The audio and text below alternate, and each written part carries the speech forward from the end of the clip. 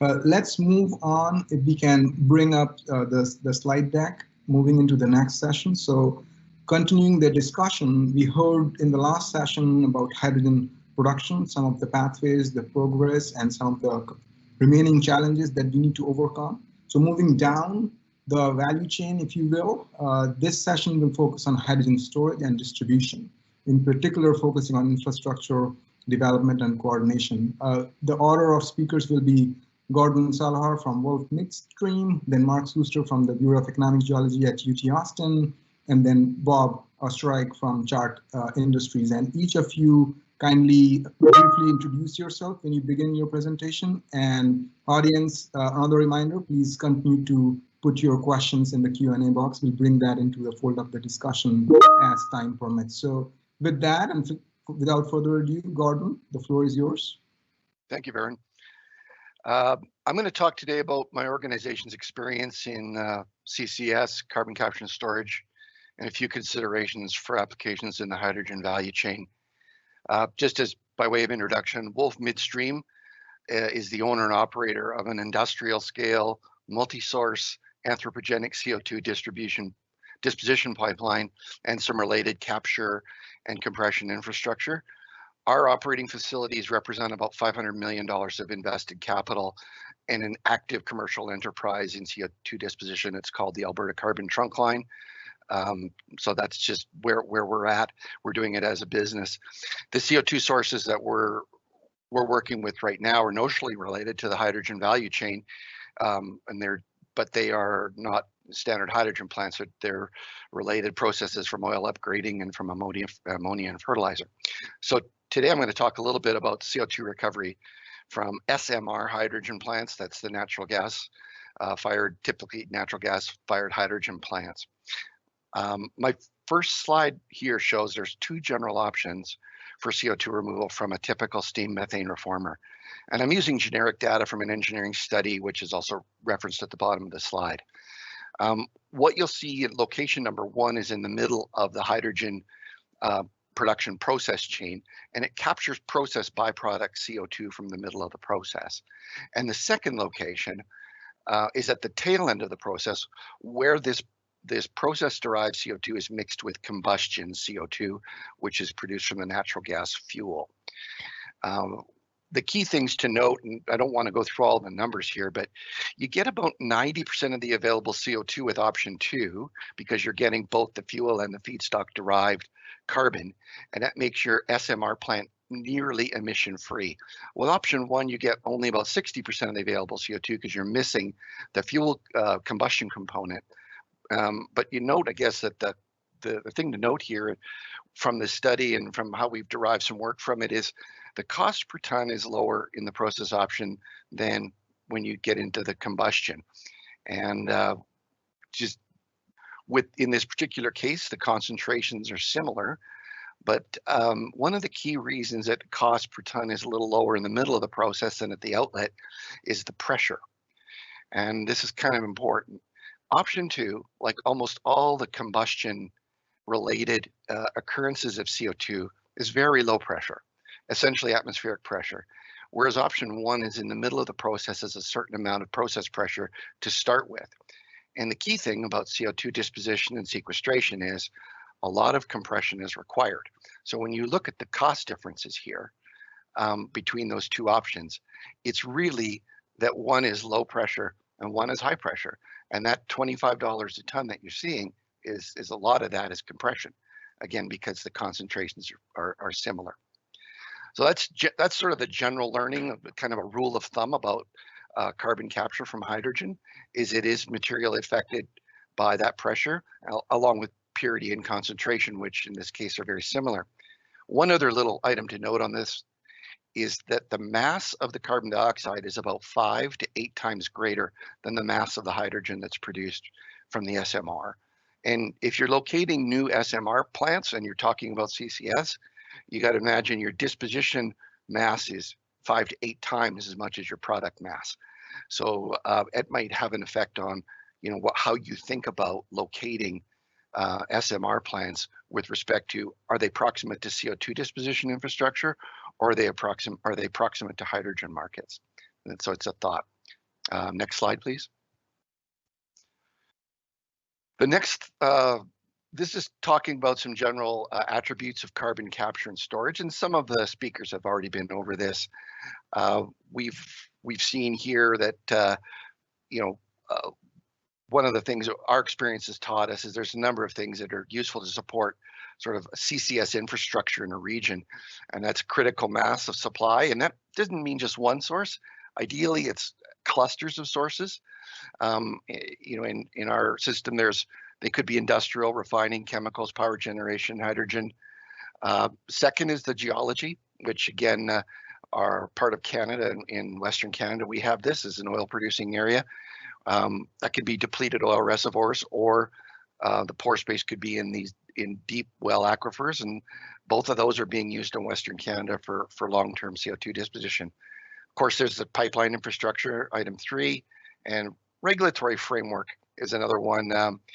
It doesn't get a lot of talk, but really the fact that there is a price on carbon or the tax credits that you have in the United States under 45Q, or value for the offsets are created, or a way to monetize the carbon disposition in a clean fuel market, all that is very important in providing a foundation for a CCS business. And the second part is this permitting, and this has also been mentioned and the oversight for gas injection into geological reservoirs, going into jurisdictions where there's not a great regulatory framework, or there's no existing framework, is going to be a bit more of a challenge. Typically, oil producing areas like Texas and Alberta, there's a long established process for that. And of course, people have already mentioned the workforce and services. Next slide. Going back to that, talking about the infrastructure, when people will say there is a lot of existing CO2 infrastructure right now, and generally what you're seeing in Texas, in a lot of cases, a few cases, is some of that existing CO2 infrastructure is related to the oil industry, and it's used in enhanced oil recovery. And it's sourcing, in a lot of cases, non-anthropogenic CO2 resources, and they're point-to-point systems, looking at where the CO2 resource is and where the EOR reservoir is. So a lot of the CO2 infrastructure isn't necessarily widely usable for the emerging hydrogen applications that we're talking about today. The ideal pipeline infrastructure connects a critical mass of emitters and a variety of off-takers and sequestration options, of which enhanced oil recovery can be one. Going into CO2 pipelines, people are, because of the distance involved and obviously the controversial nature of pipelines, it's imagined that one of the big barriers in carbon sequestration is the pipeline. Certainly it's a big factor, but we'll get into that. Just a few facts I want to point out here on pipelines. CO2 is most efficiently transported in a high pressure dense phase. It's supercritical, and it's essentially a liquid. So a 16-inch pipeline can transport 36,000 tons a day hydraulically in this liquid phase. And that's why the pressure is so high, because you have to really, the way to transport CO2 is at this high pressure where it turns into essentially a liquid. One of the side effects of this high pressure is that you require non-standard pipe thickness for a pipeline, CO2 pipeline. Generally, it is not efficient or feasible to repurpose old oil and gas pipelines for CO2. It doesn't generally work because of the thickness. A couple other points on pipelines. Most of you, this might make sense intuitively, pipelines have a dramatic economy of scale with respect to diameter and capacity. And that is stated very simply as cost of a pipeline is proportional to the radius or diameter of the pipe that you're installing, and hydraulic capacity is proportional to the radius squared. So this creates a strong economic rationale to aggregate volume, CO2 volume, and put your pipeline where there are, in such a manner that there are clusters again of supply and clusters again of demand or disposition locations. Fourth point here, for given pipe diameter, there really isn't a lot of economy of scale in distance. I mean, once you're past 5 or 10 miles and you're getting into 50, 100, 300 miles, there isn't really much economy of scale for distance. Twice as long, twice as much of a toll, or twice as much of a cost. Some of the data that's out there on existing industrial scale CO2 pipelines that are in operation right now, of which ours is just one. If I look at the pipelines that are 50 to 300 miles in length, approximate rule of thumb for the transport cost, when you look at these diameter, you look at the thickness, you look at the economy of scale for capacity, all those things, you can end up coming around to about $10 or $20 a ton of carbon dioxide is the CO2 cost. And I guess the last point I wanted to make on that was looking at CO2 pipeline infrastructure, and you go back to the hydrogen plant, the capture costs that are estimated at $45 to $70 a ton are multiples higher than the transport cost. And so really it's the technology of integrating capture in the hydrogen plant that's a key factor in CCS, and the transport cost itself is usually not the main hurdle to CCS from hydrogen. So that's sort of our experience in the commercial business of CCS and what we're seeing with respect to hydrogen. Obviously, hydrogen represents a great opportunity for those of us in the CCS space, and looking forward to participating in that further. Great, thanks so much. Thank you, Gordon. Mark, you are up next. If you can go to the next slide. Yes. Yeah, good afternoon, everybody. I'm Mark Shuster. I'm Associate Director at the Bureau of Economic Geology here at Pickle Research Center at UT Austin. My background is energy industry. I was in the energy industry for over 30 years prior to coming to UT about 5 years ago. I'm a geologist by training, working predominantly in oil and gas. And let me just say a couple of words about the Bureau, given it's been brought up in conversation. So the Bureau of Economic Geology is the second largest research unit at UT, and it is the oldest research unit here. It really focuses on research looking at energy, environment, and the economy, particularly with regards to energy economics, and it has several decades of experience looking at Texas geology, but also geology more broadly, and with specific focus on the subsurface, looking at energy production, subsurface storage as well. CCS was just brought up in the previous talk, and carbon storage is a key focus for us right now. But lately, we've been also very interested in the whole dilemma of hydrogen, and how we can try to develop hydrogen at scale. And as a key part of that consideration is looking at hydrogen storage, but not only hydrogen storage, thinking about such concepts as hydrogen generation from the subsurface, and also looking at the development of hydrogen market and infrastructure. So with that, I want to talk about scale initially, and really set up the question, why should we care about geological storage? And of doing that in the context of a map that's shown there is the natural gas infrastructure that currently exists in lower 48.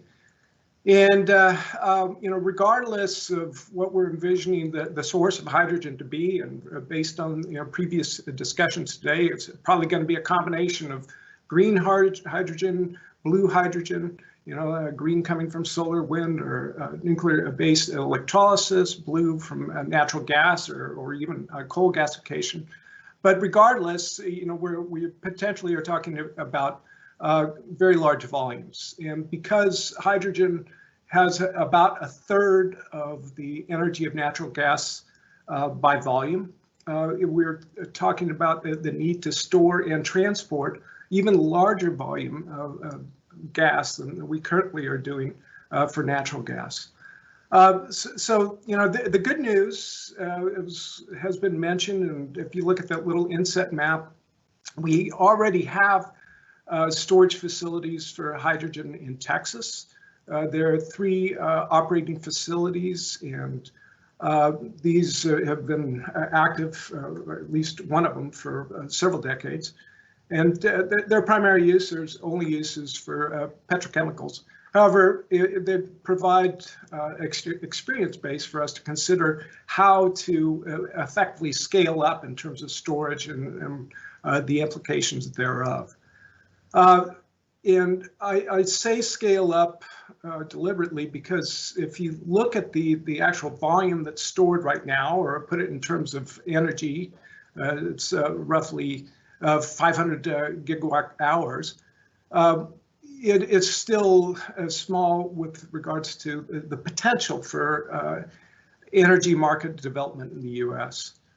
And so, you know, let's talk just a little bit about what the gas market and infrastructure actually comprises currently in the U.S. So right now, U.S. is consuming about 85 billion cubic feet of natural gas per day. And that entails a pipeline of millions of miles of gas pipelines. It has 400 underground storage sites, and with a capacity of over 4,000 billion cubic feet of storage. So that's a lot. And you compare that with what we can currently have for hydrogen, which is about 6 BCF, means that even if we want to consider just a small market penetration for energy or other utilization for hydrogen, let's say at a 10% level or 1% level, then we're going to need a lot more of storage to actually be developed. Some of that could be repurposed existing natural gas storage, but potentially if we're seeing growth, it could also mean we need to add to the storage requirements. And for those that may not be familiar working with volume units, just as a short go by, you know, think about a billion cubic feet is about 300 gigawatt hours of energy equivalent. So it's a lot. It's a lot of energy. It's a lot of gas by volume, and it predicates a lot of storage requirements. So a couple of points here, just for the thought experiments we run. Let's say if we have a 1% of the current natural gas market, what does that mean in terms of storage? Well, that's about 100 BCF of hydrogen storage. And if we're envisioning 10% of the current natural gas market, that's close to 1,000 BCF, or 1 trillion cubic feet of hydrogen storage. So it will require looking at multiple options. And if we can go to the next slide. Those options, and Gordon just touched on a couple of those, but include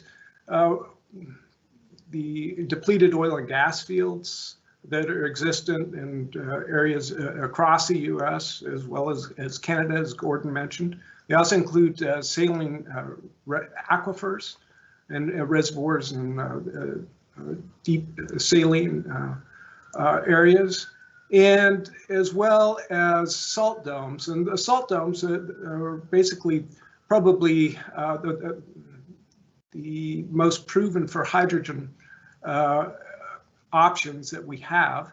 And those, the examples that I showed in the last slide for what is currently being used are essentially these dissolution caverns and salt domes. So those are the collection of most viable. There are other opportunities for storage as well, but these are the ones that are viewed as most viable for the US and as well as Canada.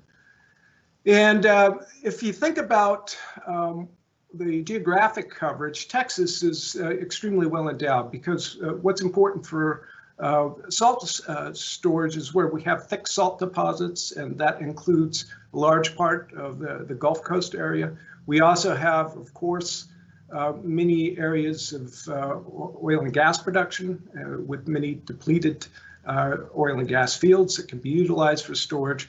And as I mentioned, we have saline aquifers as well. They're extending across a large part of Texas. But it also is important to think about this in the total scope of the U.S. is where we might need storage to underpin an infrastructure and economy for hydrogen development. So if we go to the next slide. So we know what the options are, and many are these proven. Of the 400 storage options that I mentioned, those include salt, they include the depleted oil and gas reservoirs, as well as saline aquifers. We know a lot about salt. As I mentioned, those are currently active right now in the Texas Gulf Coast, but they do have limited geography. And for expansion of those as options, we need to do further investigations and catalog where we might be able to expand the potential for salt storage. For depleted oil and gas fields and saline aquifers, these are definitely proven for natural gas storage.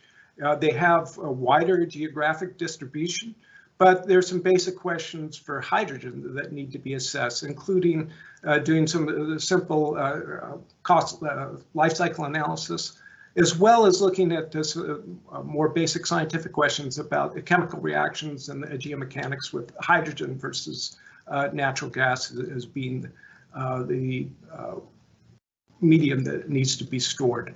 And we would like to move forward and get some pilot studies going so that we can actually test hydrogen in these particular reservoirs.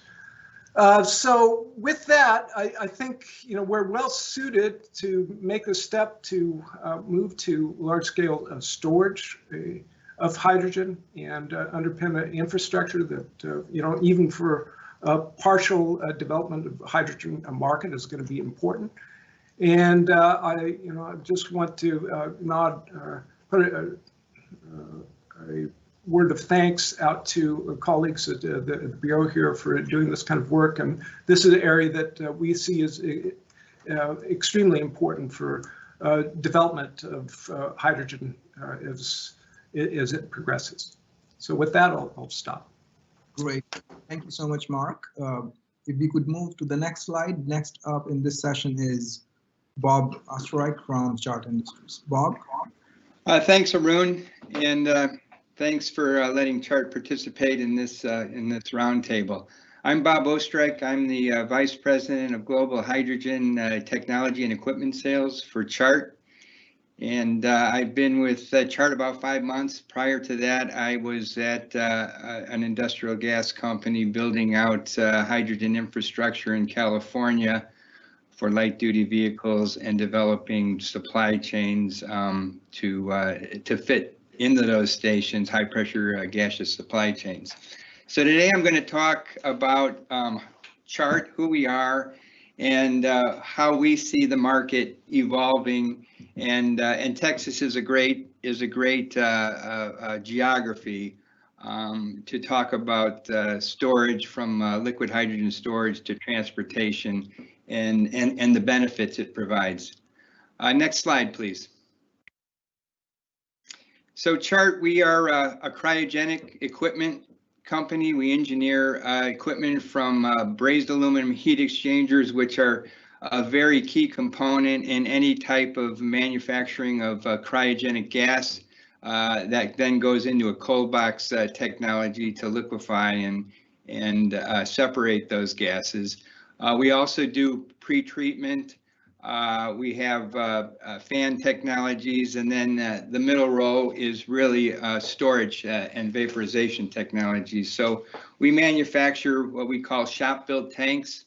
We've been doing that for over 50 years, and our CEO, Giovanco, has said over the last 6 months, after 50 years, people are starting to recognize Chart's product line in terms of hydrogen with all the activity that we see today. So we can manufacture tanks up to 170,000 gallons for storage, and then up down to smaller, what we call small bulk tanks.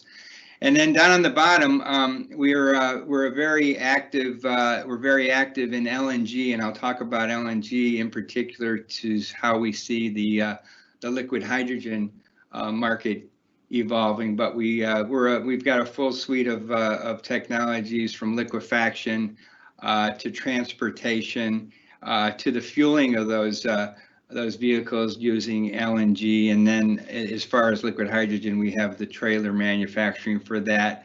And for LNG, I should mention, and I think Al Bergender mentioned it in his talk, is we manufacture onboard LNG storage tanks for heavy duty applications. And that's a pretty big business for us, and we see that as another parallel for liquid hydrogen. Next slide, please, Ron. We're located all over the world. We've got an engineering and chemicals office here in Houston, outside of Houston. Our headquarters are in Ball Ground. Our main manufacturing for our cryogenics is for our tanks is in New Prague, Minnesota, and we manufacture liquid hydrogen trailers down in Theodore, Alabama. We've got manufacturing facilities all over the world, and in the key geographies that we see hydrogen becoming and playing a key role, like Europe, Asia, and Australia. Next slide. So Chart, we're playing in between the molecule producer and the end user. So we fit right in the middle. We don't want to produce the molecules. We do have some strategic partnerships with some electrolyzer manufacturers, and that's really to allow us to integrate liquefaction to more of a dynamic type of a process than we're used to seeing with the SMR technology and steady state processes. We have the liquid storage products. We have the trailers, and then we also have some developments going on with liquid pumps and liquid hydrogen stations for both heavy duty and light duty. So the way we see, and I mentioned LNG, we see liquid hydrogen and the supply chains evolving there, similar to what we saw with LNG. And you see a lot more talk with the guys in the LNG space talking about doing similar things, where you have a low cost feedstock, or you have a low cost resource, and you can then liquefy that and transport that to the markets that need that product. So when we look at Texas, and we see the wind out in West Texas, and we say, yeah, we can. And I think storing it in spent depleted gas wells or in salt caverns is a great place to store that. But then, how do we get that product to market? And so when we liquefy that product and put it in trailers, we can put around 4,500 kilograms in that trailer, and we can pretty much take that all over the country. So you can imagine a nice synergy between West Texas, maybe storage in salt caverns, liquefaction, and then bringing it to the parts of the country where the hydrogen is needed in the metropolitan areas or into California. And I guess the credit markets will drive where that product goes, depending on the carbon intensity. The other thing we see is, and I think Al mentioned this as well, and several have mentioned the SMR capacity, or the traditional hydrogen production that we have in the Gulf Coast. You can imagine that if the electrification of transportation continues on the path we expect it to, those assets will be underutilized, and to plug in a carbon capture technology into those production units, drive down the carbon footprint, liquefy that product and then bring that into the state of Texas, and any excess would be exported similar to the way LNG is exported to other countries. So again, we see very similar pathways for liquid hydrogen as we saw over the last 15 years for LNG.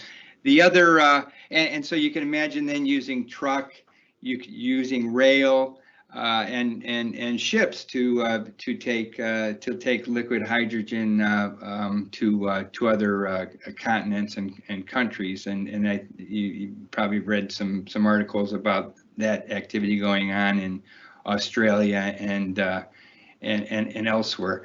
The other thing that liquid hydrogen allows you to do is, once you have it in the liquid state, is it allows you to pump and compress that hydrogen in a more efficient manner, both on the capital side of things and the energy side. You can pump a lot more liquid hydrogen into a high pressure vaporizer and then get that expansion and be able to do a lot more volume versus a standard gas compressor. So as we move to scale and heavy duty and buses, those applications become very nice targets for liquid hydrogen.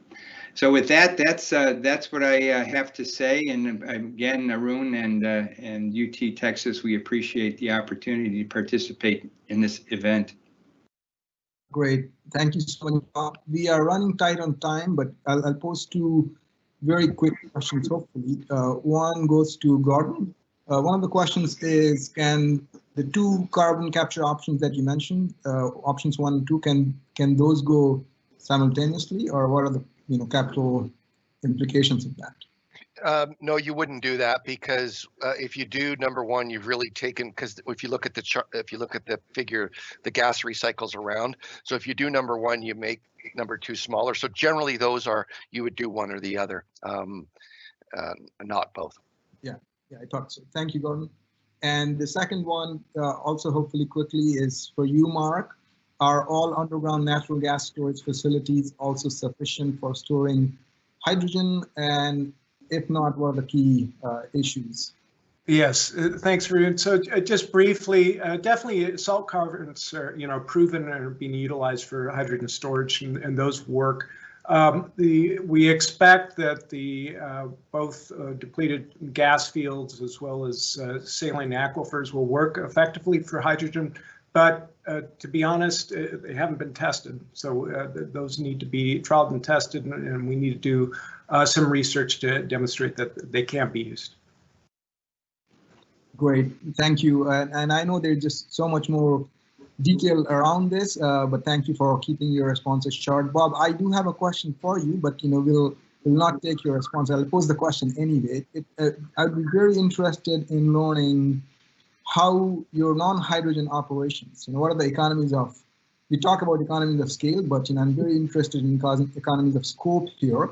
You have done a lot of things which are non-hydrogen based, and now you are able to move in a lot of that experience and technology into the hydrogen space. So there's a lot of intersectoral learning that is happening, and we're not starting from completely bottom up here. So, any quick reactions to that, Bob?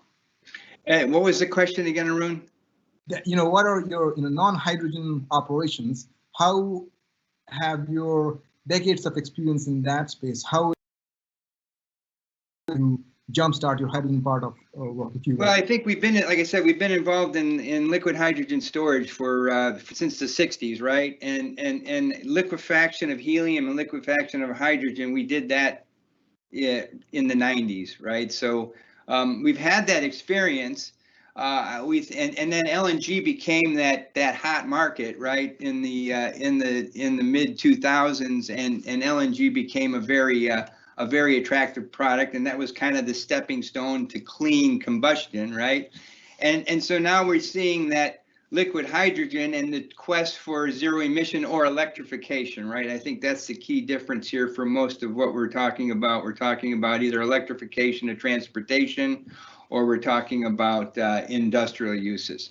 And I think what's key here is the liquefaction becomes that state that allows you to bring it places, right? And we've done this. I mean, if you look at many of the cryogenic tankers and tanks you see out there are probably Chart tanks.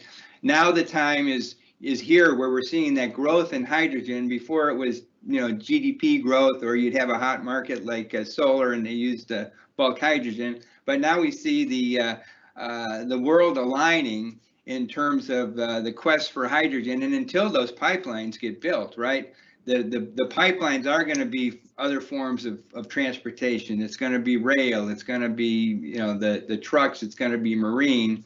And I think our experience in LNG, coupled with our experience in our ability to store liquid hydrogen in a cost-effective and efficient manner, meaning you have designs and you have insulation that doesn't allow the hydrogen to escape, gives us that springboard to get us into this new growth mode that we're seeing.